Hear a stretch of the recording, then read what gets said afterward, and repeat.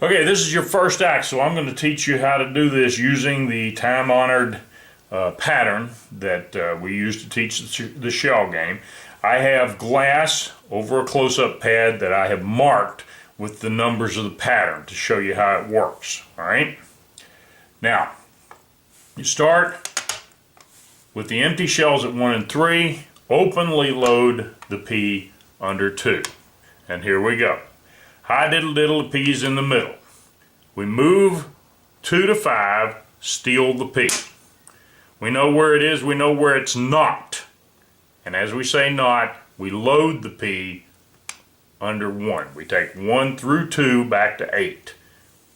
We know where it's cold, we know where it's hot. Point to the little blind eye. Now this is your first act. They invariably point to this one right here. You show that one empty.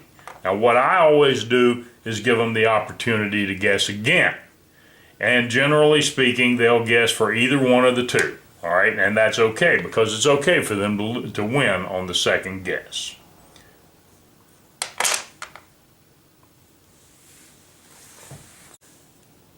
Now I'm going to show this one. This is Act 2. I'm going to show it to you two ways. I'm going to show it to you the way it's written in the book first. All right. Now here we go. We have empty skulls at 1 and 3. We openly load the pea at 2. The eyeball is white. You steal the pea as you move 2 to 5. The rug is black, keeping the pea in the pinch. Move 1 to 9. Point to the skull.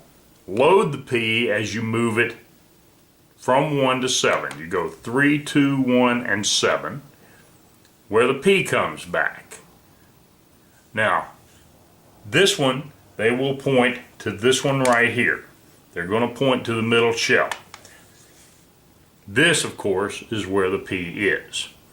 Now, I'm going to show you, I told you I was going to show it to you two ways, and the reason I'm going to do that is because your skull wound up on 8. Your pea wound up on 8 in the first act. Well, I always like to start my act from where the skulls are. Each succeeding act is from where the skulls are. And this is where this one starts. So I'm going to show you the alternative way of doing this. You start with the peas, with the skulls here at 7, 8, and 9. Empty skulls on 7 and 9. Okay? You openly load the pea at 8. The eyeball is white. You move the pea to 5. The rug is black. Move this one to 3. Maintain the pea in the pinch. Point to the skull, go all the way to 4 and back to 1. Load the pea at 1 where the pea comes back. Okay? The reason I do this is because it sets us up perfectly for the next act. Because when they pick this one or this one, of course the pea's not there, all right? But it's right here on 1, all right? And that's important for the next act. Your first show, this is your first show, Act 3. All right? Empty skulls at 2 and 3. Openly load the pea at 1. And here we go. High diddle dee, let's play again. Move 1 to 4, steal the pea. We know the pea is here on the end. Move 2 through 1 and back to 7. Do not load the pea. But it don't matter where the pea begins. You move 4 back here to 8 through 2. Just say where it stops and that's how you win. And you load the pea when you move 3 back to 9. And that way you're right here getting ready for the next act. Okay, this is your first show, Act number 4. I'm going to show it to you two ways. Once again, I'm going to show it to you the way it's written in the book, and then I'm going to show it to you the way that I always do it. Okay? And I'm also going to show you the two endings. You can use either ending you want to, depending on your grip sense of what the person in front of you is going to guess.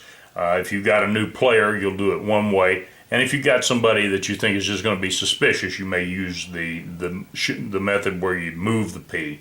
But if you've been playing with people for a while, they're suspicious and they're going to think that the P is going to be under any shell except for the one it starts out under. So this is where you sucker them, all right? Now you start with shells, empty shells at 1 and 2. Openly load the P at 3. And here's the book version, okay? By the hook, okay? And as you draw back, you've already stolen the P here. As you draw back the shell over 4, you simply reload it. Okay? By the crook, these are fake out moves. And by the circle O, point to the shell where the little eye goes. Now, of course, they're going to go for either of the other two because they think that it's not going to be where it started out, which of course it is. Now, if your grift sense has told you that this person is actually going to go for the shell where it started out under, or if you're playing with a new player, you will want to move that to the other shell. You'll want to move it to the shell that's over here on this corner, all right? And let me show you what we're going to do here, all right? This is where the P wound up under the last, when we played game number 3. So I always like to start, like I say, where the P left off. That is my technique. You do not need to use that, and most people don't. But it's just my technique. I like to start out with it here. So here's how I like to do this one. By the hook, okay, I steal the P, I draw the skull back to 1. By the crook, I come over here, I draw the skull back to 3, and I reload the P. I load it under this one right here. And by the circle O, and I come back and put it on 2. Point to the skull where the little eye goes. And that's my version of how to do acts 1 through 4 of your first show.